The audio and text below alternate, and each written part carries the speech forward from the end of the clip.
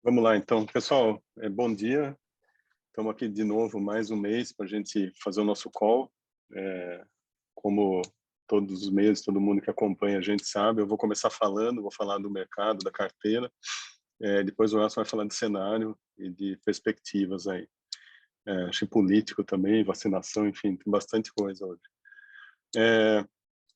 Bom, do meu lado, eu acho que o mercado aqui, comentando um pouco sobre o mercado foi bem o mês passado, a bolsa aqui subiu 1,9, em dólar ele subiu muito mais, né? O real valorizou 3,5, 3,6 mês passado, mês de abril.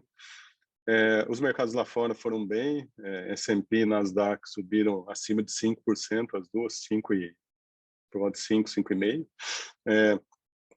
Então, assim, foi um cenário bom, acho que um cenário lá fora, já com, né, principalmente nos Estados Unidos, com vacinação bem adiantada, um cenário bastante construtivo. E acho que uma coisa que a gente sempre comenta aqui nos nossos calls matinais é que é um filme que a gente vai ver em parte aqui no Brasil também. Então, né, daí até um pouco adiantando o nosso posicionamento, né? E é o mesmo que a gente falou mês passado. Ele está muito focado em domésticos, né? O que também teve de positivo aqui o mês passado, mas ainda assim acho que falta, acho que um pouco mais de confiança para o mercado. O ruído político diminuiu um pouco, né, com a aprovação do orçamento e, né, até de parte do orçamento ainda tem coisa para passar, incrível. A gente está em maio, mas ainda não temos orçamento fechado, né, completamente. Vacinação um pouco melhor já no Brasil, e uma reabertura gradual, né? A gente já viu aqui em São Paulo essa reabertura começar a acontecer, e movimento nas ruas aqui nitidamente mais alto, né, maior. Então, assim, a nossa impressão é que isso aí solidifica, né, a partir agora de abril, maio, a gente continuando com vacinação, não tendo nenhuma uma piora grande nos índices de internação de UTIs, enfim. Eu acho que a gente, assim, vai finalmente chegar nesses meses muito mais positivos para os temas domésticos e que, em parte, têm sido antecipados, né, na Bolsa. Algumas coisas já começaram a andar bem, né? Algumas coisas que a gente já vem falando há algum tempo. Eu vou começar agora já a falar um pouco de alocação da carteira, que acho que é importante, né? Os grandes blocos aqui da nossa carteira hoje, então, já indo para os blocos, o maior deles é o varejo, temos 37% do PL em varejo, e só para seguir na linha doméstica, depois eu passo para commodities, tá? Consumo, temos 15, então são os 37 mais 15, a gente já tem 52, né? 52%, 15 em consumo, tá? 37 varejo, 15 em consumo, 12 em bancos, então já vamos acima de 60, um pouco em incorporadoras e em... ainda tem uma rubrica tech, mas não é bem tech, né? Empresas de logística, enfim, mas que usam, né, tecnologia para isso. E concessões também, uma novidade, né? Depois de muito tempo, concessões rodoviárias de novo na carteira. Então, acho que a Eco Rodovia já publicou semana passada uma prévia do aditivo, né, que já é vinculante. E CCR deve fazer o mesmo, a gente imagina que, sei lá, talvez em um mês, alguma coisa do gênero. Então, assim, a gente tem uns, pelo menos 80% da carteira, novo, né, uns 80% em doméstico, e 25% em commodities. Tá? Eu vou falar um pouco também de commodities a seguir, para detalhar um pouquinho o que a gente está pensando, né? E por que a gente aumentou um pouco essa carteira nesse mês de abril. Começando em varejo, teve muita coisa acontecendo. Acho que todo mundo acompanhou aí. Primeiro o bid da Arezzo pela Hering, que acabou sendo frustrado, mas acho que a Arezzo teve uma boa disciplina aí. Por um lado, uma disciplina forte, por outro, Hering era um ativo único, não tem nenhuma empresa, né, desse segmento dela de básicos e uma empresa centenária com uma marca conhecida. Não tem ninguém, acho que ninguém que não conheça a marca Hering. Então, assim, é um negócio que é assim, uma marca muito forte. Agora, uma empresa que não cresce receita faz 10 anos. Então, de fato, tem graves problemas ali. O Grupo Soma foi lá e comprou, né? O Grupo Soma que é dono da Farm, Animale, Cris Barros, entre outras marcas. É um cara que opera muito bem as marcas que ele tem, mas tem um desafio gigantesco pela frente, que vai ser, de fato, reestruturar a Hering e trazê-la de novo para o caminho do crescimento. Não é uma tarefa simples, eu acho que eles são capazes, mas tem muitas competências ali que eles vão ter que desenvolver juntos, como as franquias, né? Multimarcas, o Soma opera muito bem, então acho que é uma coisa que vai poder passar para a Hering, mas franquias ele ainda é muito novo nisso, tem uma base pequena de franqueados. A Hering tem uma base grande, mas não funciona direito. Então acho que é um casamento aí que pode dar certo, mas vai levar algum tempo para algum resultado aparecer. A gente tinha um pouco de Hering, né? A gente comprou depois da primeira pernada que ela teve aí, porque claramente aquilo ali era um bid que ainda estava aberto, e tivemos uma valorização boa da ação e acabamos vendendo ali depois que o Grupo Soma fez a oferta. Acho que a outra que merece destaque foi o deal, aí, ou a reestruturação societária de Lojas Americanas e B2W. Aqui acho que ficou um pouco longe do que o mercado imaginava. O mercado imaginou, bom, tem o LAME, ON, PN, B2W, junto tudo numa só classe de ações, e aí sim, né, bom, estou na mesma ação do que o controlador, mas na verdade não foi isso que aconteceu. O controlador quis manter o 50, pelo menos 50% mais uma ação, então criou ali uma estrutura que não é a ideal, mas é muito melhor do que tinha antes. E aí, por que é melhor, né? Primeiro porque a empresa operacional virou uma coisa só. A gente tinha antes B2W, que é Americanas.com e Submarino, e entre outras marcas, que são os online, separado de Americanas lojas físicas. Então, imagina, alguém comprava alguma coisa na internet e ia retirar nas lojas Americanas físicas. Quer dizer, como é que fazia? Um é de um acionista, outro é de outro. Então, uma situação ali complexa que tinha que ser administrada, porque né, obrigatoriamente você tem a governança ali, né, de cada uma das empresas. E hoje isso aí hoje, a partir do momento que essa fusão acontecer, vai ficar tudo junto na mesma empresa. Quer dizer, um ganho gigantesco de sinergia, né, de logística, de processos ali. Quer dizer, você não tem nota de uma empresa para outra, não tem conflito de interesse nenhum ali, não tem diferença. Como é que eu precifico essa entrega, né? Se é feita na loja física, quanto é que eu pago para isso? Nunca a gente teve disclosure disso, e hoje não vamos precisar ter, porque a empresa vai ser uma só. Então, assim, é um ganho enorme. Eu acho que lojas americanas, ela, em tese, passaria a ser muito mais comparável principalmente a Magazine Luiza, né? Porque são meio parecidas, né? No tamanho do online versus offline. Então, assim, fica uma empresa que hoje ela é extremamente descontada em relação à Magazine Luiza, ela deveria fechar esse gap, é o que a gente enxerga, mas a ação caiu muito, a ação vem caindo já há algum tempo, a gente sofreu com isso, mas a gente está muito convicto de que esse negócio, acho que tem um prêmio grande para capturar. E nas nossas contas, as LAME 3 e 4 operam hoje com desconto de holding, porque elas não participam diretamente na empresa operacional, de alguma coisa entre 25% e 35%, dependendo da ação. Então, assim, é um desconto que de maneira nenhuma parece justo, deveria convergir para alguma coisa como 10%, 15%. Então, a gente acha que só aí já tem um prêmio para capturar, e depois tem o prêmio que é essa empresa toda andar em relação à Magazine Luiza. Então, esse foi um acontecimento, o outro relevante que aconteceu no mês de abril. Acho que mais duas coisas importantes de abril foi a performance continuada e boa de Pão de Açúcar e em menor monta do açaí, né?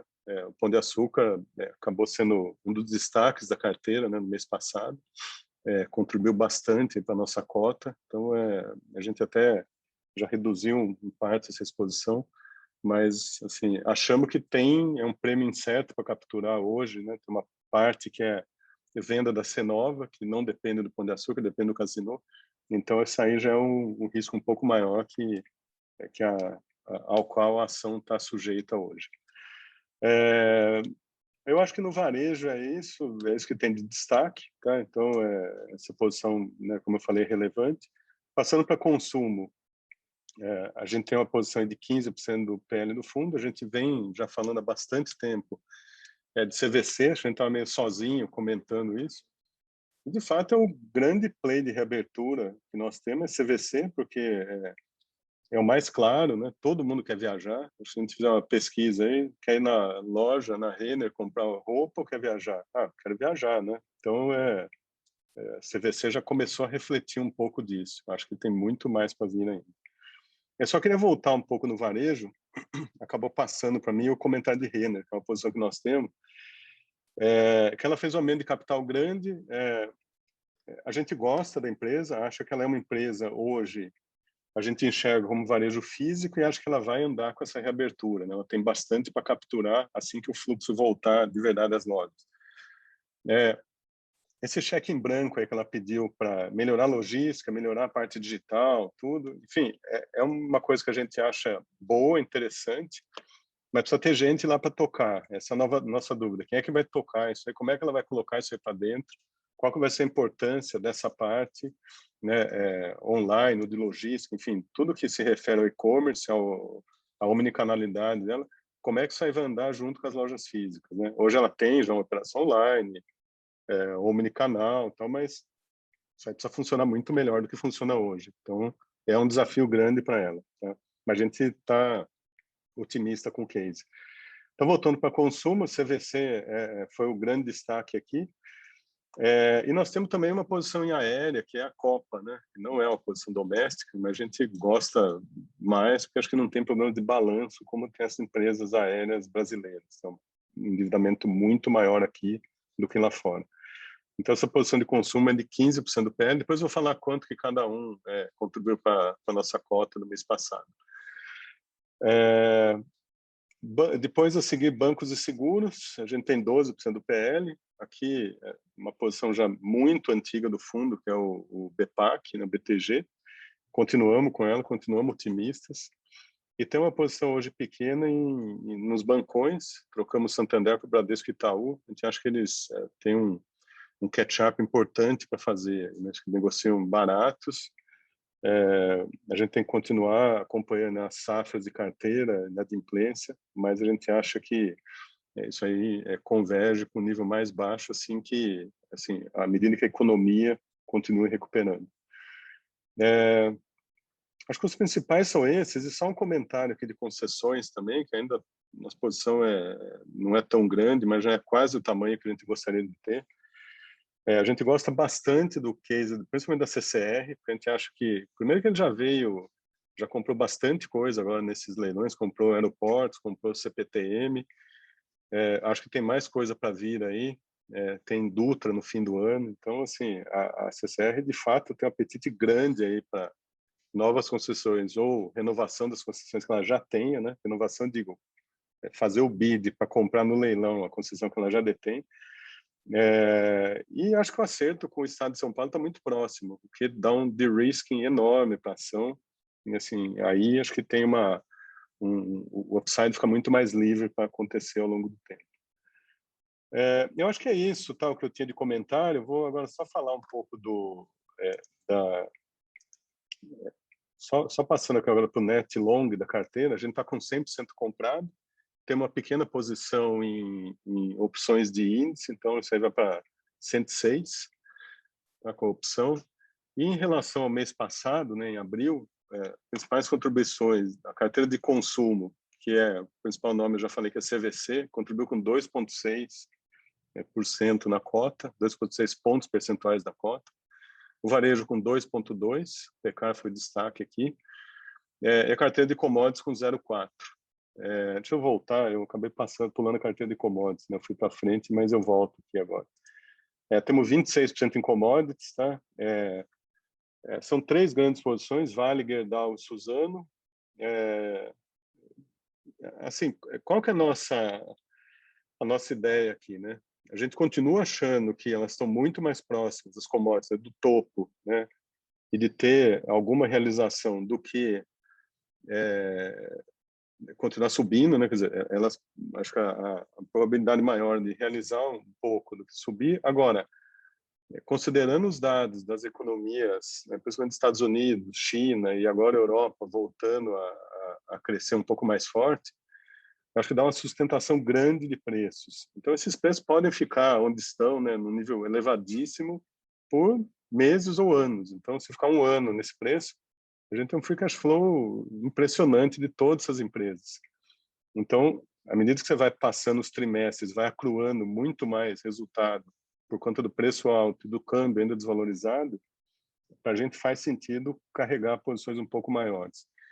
E também, à medida que a gente chega no fim do ano e começa a enxergar um risco político para 2022, possivelmente a gente vai ter uma pressão no câmbio e, de novo, vão ser opções interessantes a despeito de alguma realização no preço da commodity. Então, a gente acha que, assim, é um percentual que provavelmente a gente vai carregar ao longo do tempo. Pode ser que diminua um pouco, né, um pouco para frente, depois a gente volta, mas acho que tem aí já uma indicação do que é o tamanho dessa posição inicial de cruzeiro até o fim desse ano. Pode aumentar bastante se a gente achar que tem um risco muito maior do que a gente está imaginando, né, em 2 trimestres, por exemplo.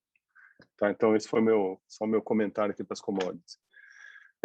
Então, contribuições, commodities foi 0,4, né? Recapitulando, consumo 2,6, varejo 2,2, commodities 0,4,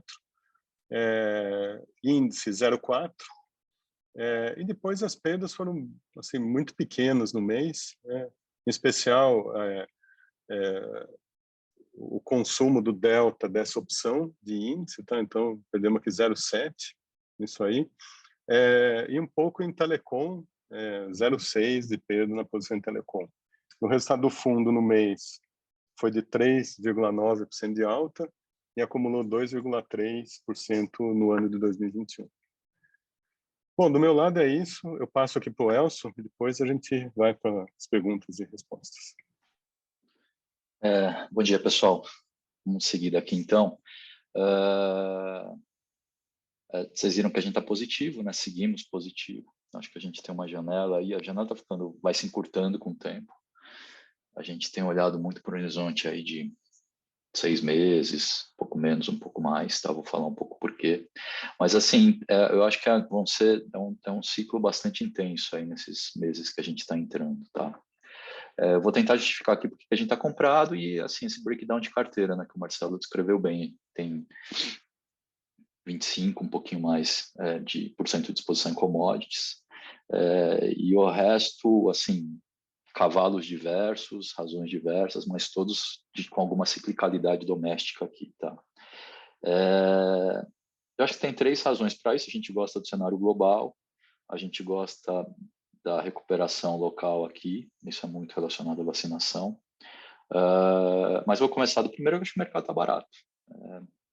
A gente compara o nosso cenário com o que tem no preço, eu acho que o mercado ainda está muito para trás. Tá? Se você olhar para earnings, para múltiplo de lucros, né, do índice, por exemplo, a gente está rodando para o consenso aí de um ano,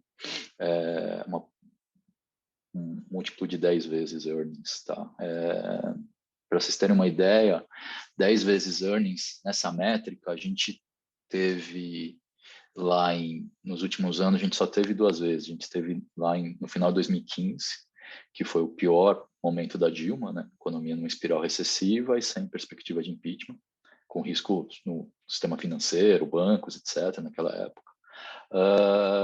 E depois, no primeiro semestre de 18, que foi aquele pós-greve dos caminhoneiros e a precificação dos riscos políticos, tá? É nesse nível que a gente está de rating de múltiplo curto.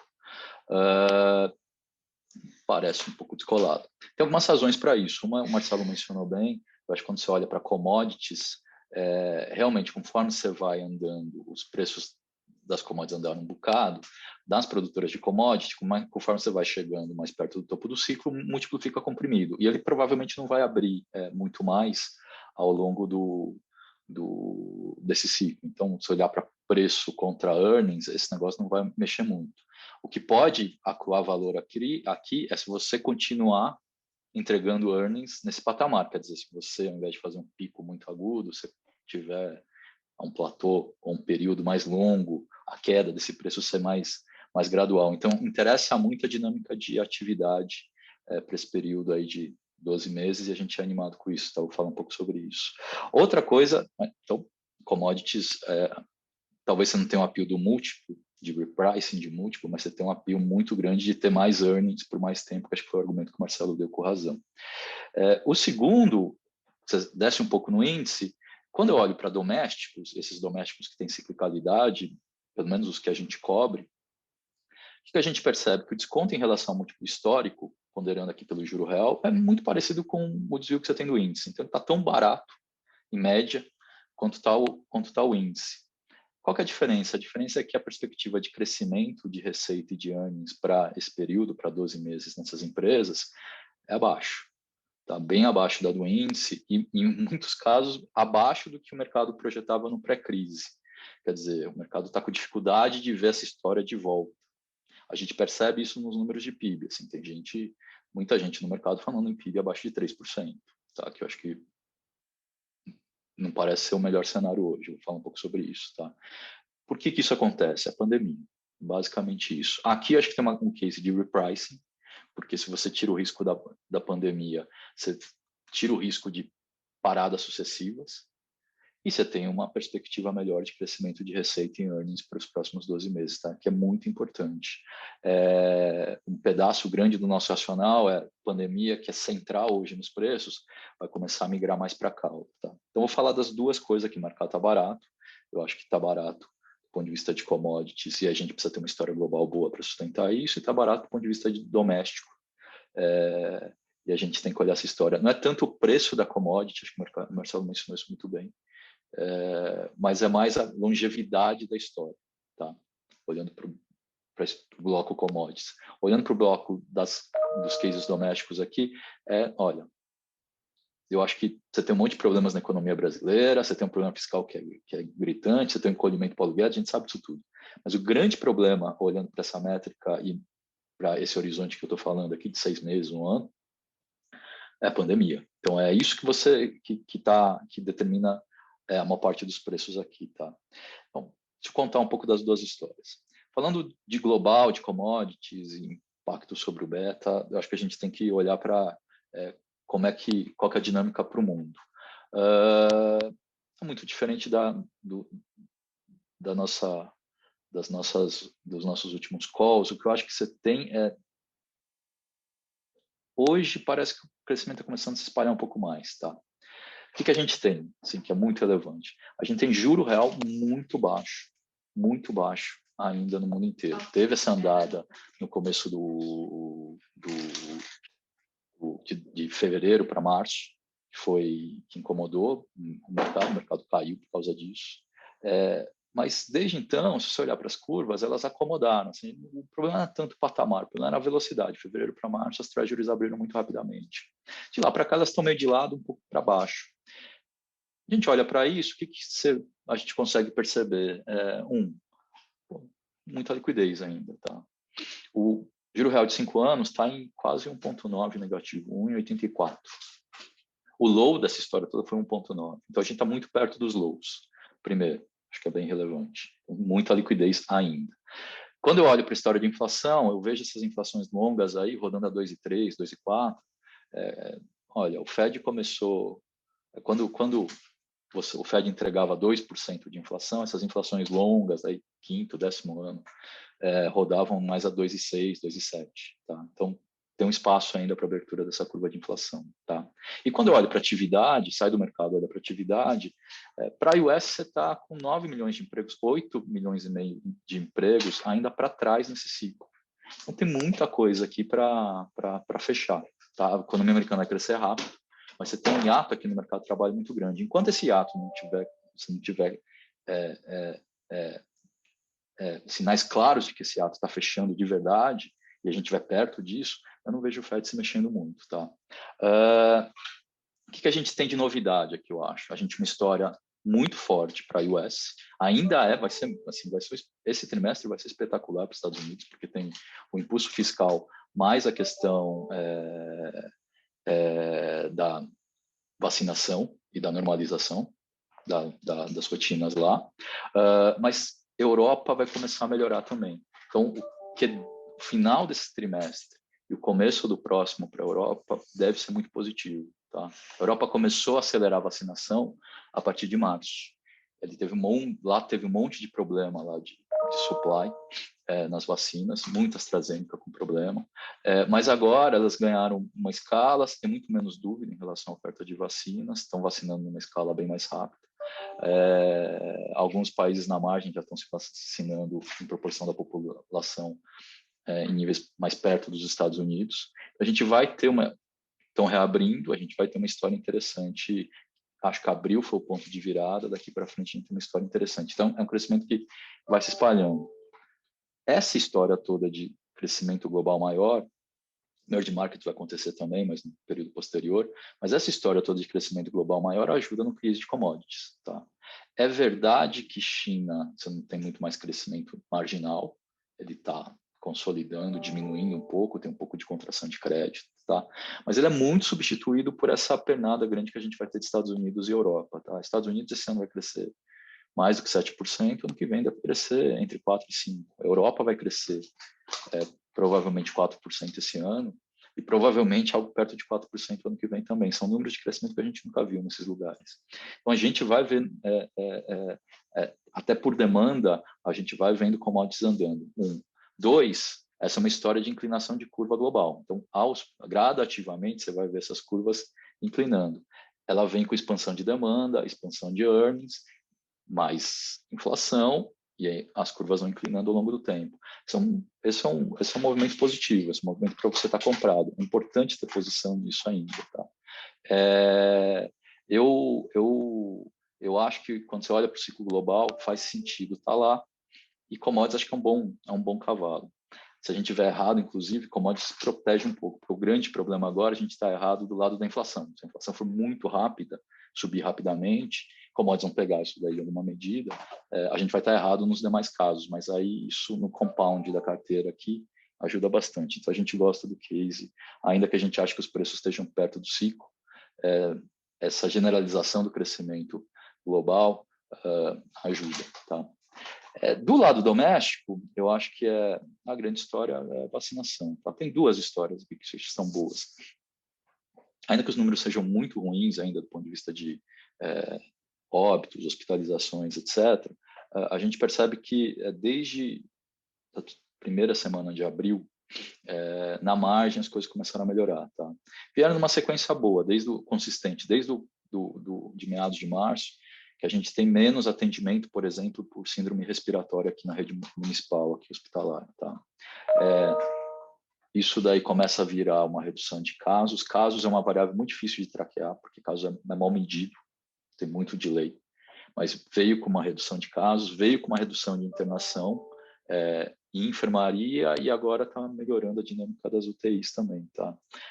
Quase todos os estados você está abrindo um pouco mais de espaço na ocupação hospitalar, que é uma grande notícia. A gente estava vivendo um momento caótico há um mês e meio. Essa coisa se sustenta? Eu acho que você tem risco, evidente, né? Conforme você vai abrindo as economias, mobilidade vai aumentando, esse negócio já está acontecendo. Mas aí entra o segundo fator que eu acho que é muito forte, que é a escala de vacinação. A gente, apesar do programa ter começado muito atrasado e ter ainda problemas, porque a gente concentrou demais a oferta só em 2 produtores, a gente está conseguindo avançar. Então, em março, foi muito importante o Butantan. O Butantan entregou mais de 20 milhões de doses naquele mês. Foi basicamente onde se ancorou a vacinação dos idosos acima de 70 anos. Em abril, acho que a boa notícia, o Butantan fez um buraco aqui, porque teve problemas com o IFA. Mas em abril, depois de muito atraso, finalmente a Fiocruz começou a entregar. Tá? A partir de meados de abril, ela está entregando mais de 5 milhões de doses semanais.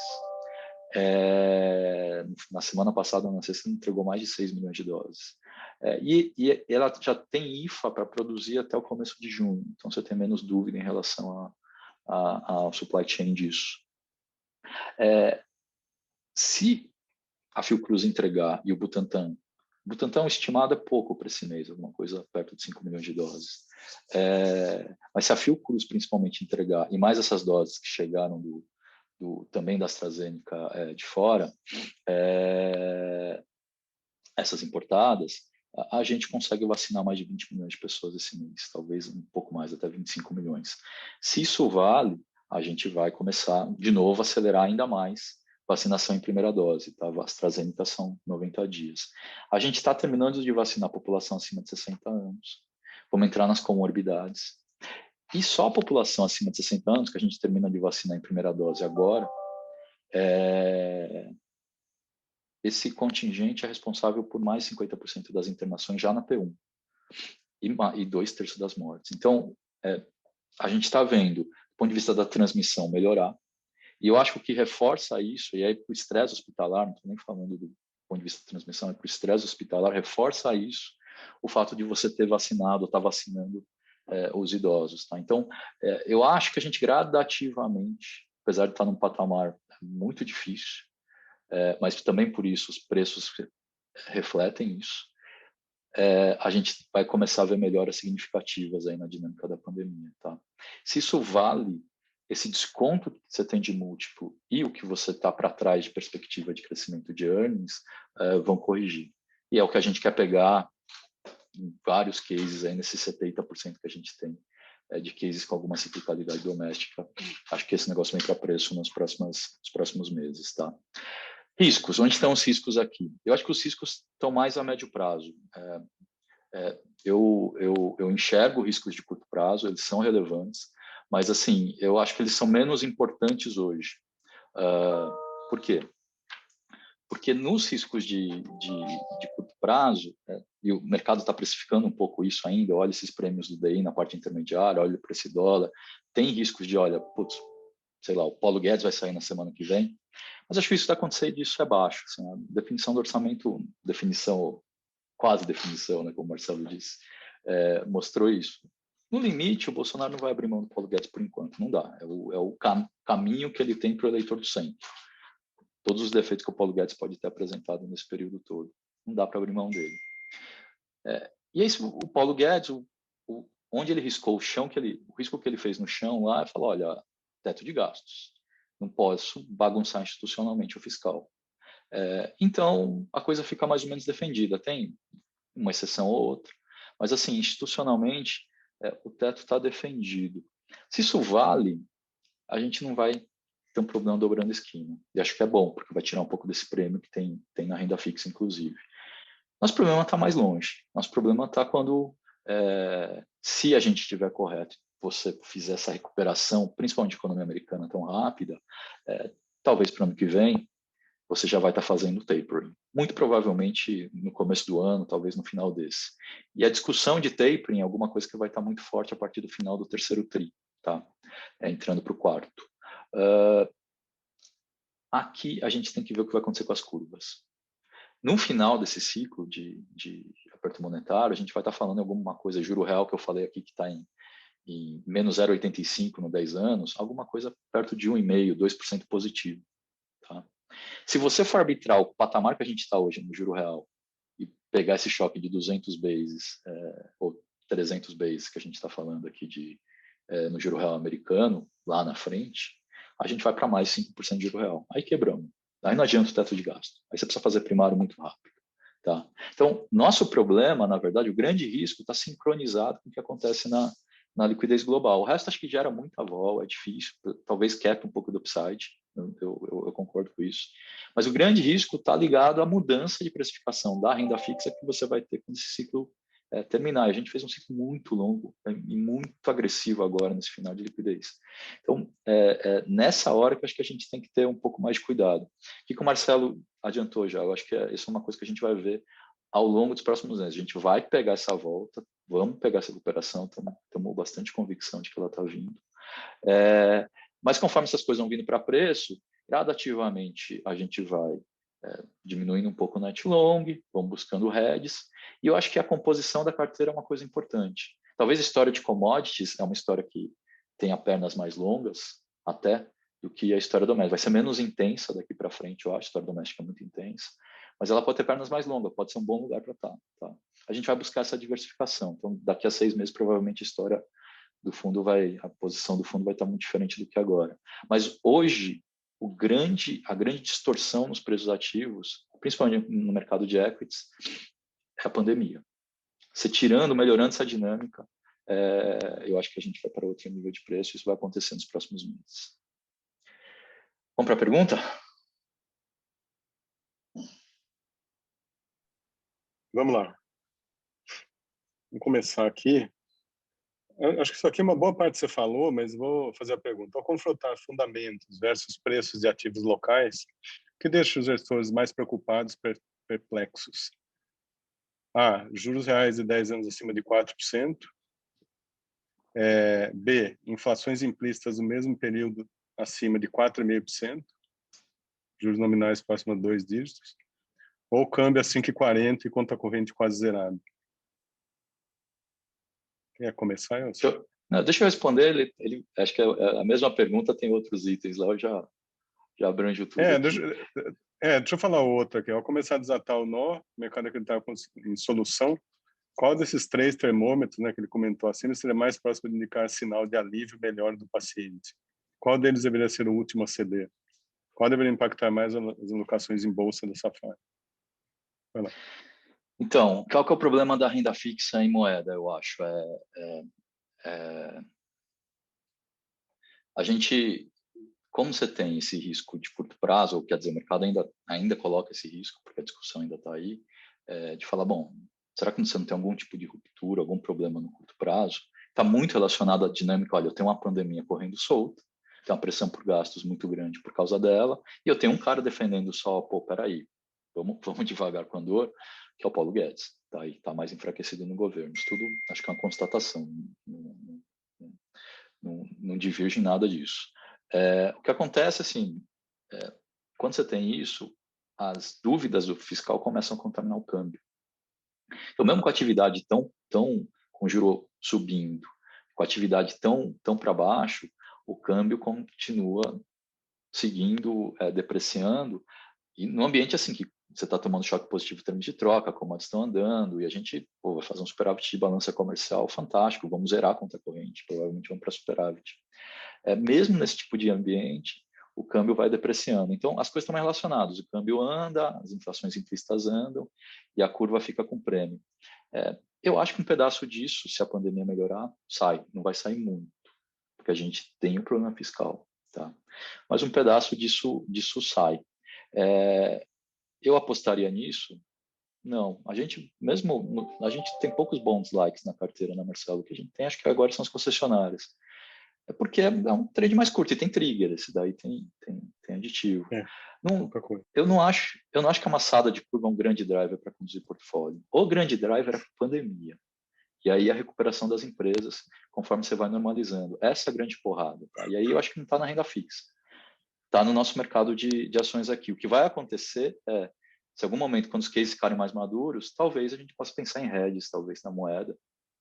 E essa diversificação global aí também de commodities, pensando em outras geografias, acho que isso também ajuda. Tá? Mas a grande porrada que você tem para dar no curto prazo é a pandemia, onde você vai capturar isso em equities. Vou responder aqui, tem uma outra que também já fala em taxa de desconto, né? Como a maior taxa de desconto está sendo tratada, oportunidade para os próximos leilões com tier reais ainda maiores.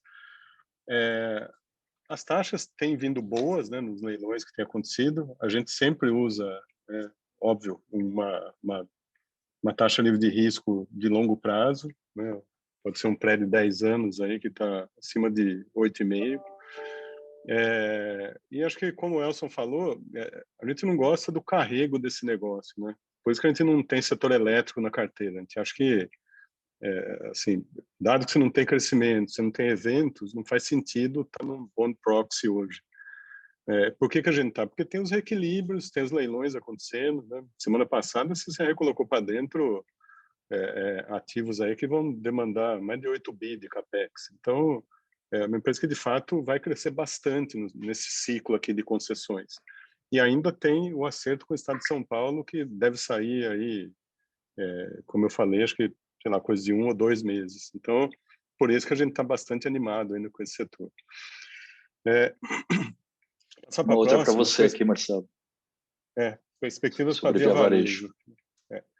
Olha, Via Varejo, eu acho que é um caso diferente das outras, né? Em especial do Magazine Luiza, né? Que todo mundo olha e fala, nossa, mas Magazine Luiza negocia 10 vezes o múltiplo de Via Varejo, enfim, que nem é isso, né? 5 vezes, mas... E por que isso? Por que essa diferença? Porque o Magazine Luiza, de fato, é uma empresa que ela já assim, tem investido nesse omnichannel, de fato, não só omnichannel, marketplace, e toda a estratégia digital com fintech, com logística, né? Comprou ativos aí de entrega de comida, que é um cara para dar mais recorrência para a base dela. Então, assim, um cara que fez um trabalho já não é de hoje, né? Não começou ano passado, começou faz, sei lá, 6 anos isso aí. Então, naturalmente, ela está muito na frente da Via Varejo. A Via Varejo está tentando né, diminuir o gap, mas o gap é muito grande. Então, assim, e outra coisa, não adianta olhar o número de seller no marketplace e dizer eu tenho mais sellers, mas se os sellers não vendem naquele marketplace porque as pessoas não se interessam pelo marketplace. Então, essa é a chavinha que precisa virar. Quer dizer, as pessoas precisam identificar aquele negócio como marketplace de verdade para fazer sentido essa expansão de múltiplo. Então, assim, dito isso, eu não me animo muito. Acho que ela é barata. Esse ciclo aqui ele não é tão longo. E tem outra coisa, o ciclo de reabertura ele não é pela eletroeletrônico. Eletroeletrônico todo mundo comprou pela internet. É para comprar sapato, roupa, para comprar coisa que a pessoa não podia ver, tocar e saber assim como é que é o toque daquele tecido, o caimento, né? Para comprar um Viagem celular, também. você não viagem também, assim, experiências, né? Que isso aí não, quer dizer, um celular, uma máquina de lavar roupa, um computador, você olha a especificação e compra, você não precisa ver a peça. Então, acho que essa retomada do varejo não é em eletroeletrônico. Por isso que a gente não tem posição em Magazine Luiza, não tem Via Varejo, tem uma pequena, muito pequena em Mercado Livre. Mas Mercado Livre por excelência, a tradução de marketplace é Mercado Livre no Brasil. Então, esse cara está em outra, vamos dizer, outra galáxia aqui em comparação com esses que a gente citou. Tá? Mas eu considero ainda que Via Varejo está muito atrás do Magazine Luiza, por isso que a gente não tem posição também.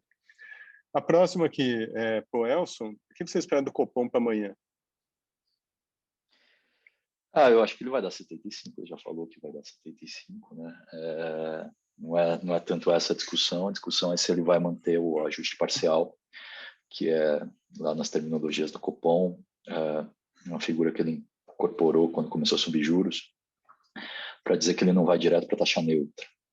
Talvez seja só para tirar o estímulo excepcional que ele botou desde lá de trás. Sim, eu acho, como ele tem feito alterações recentemente, eu acho que nessa ele pode esperar mais um mês, talvez, antes de mexer nisso, tá? Mas assim, então não vejo muita mudança do que tá já, assim, diria coreografado.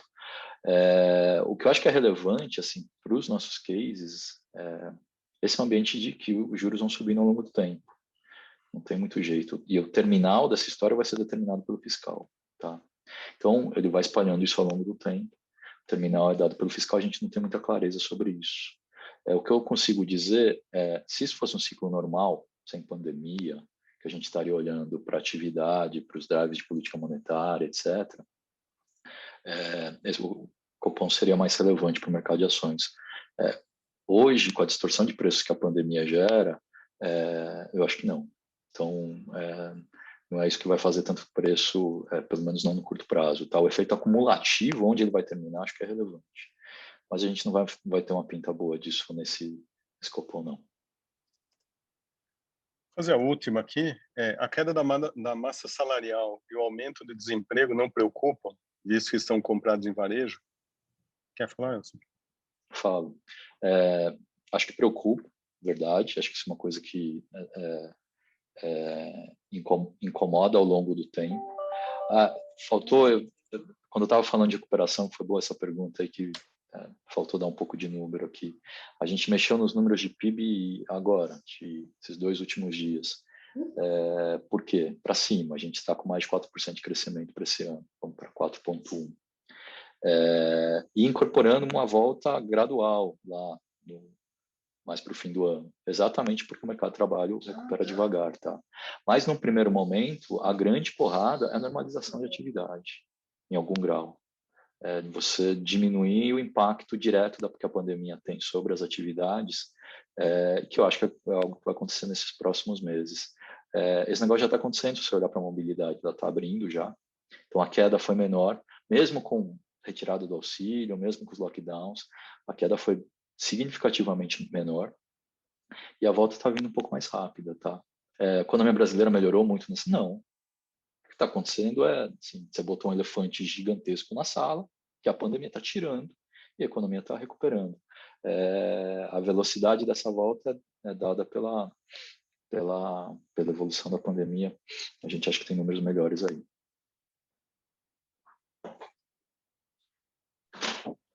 Acho que foi, né? Acho que é isso. Não temos mais perguntas aqui. Então, eu vou, queria agradecer a todo mundo que participou, agradecer o tempo aí de vocês para nos ouvir e até o mês que vem. Obrigado. Obrigado, pessoal. Obrigado pela confiança. Mês que vem a gente está aqui de novo. Até mais.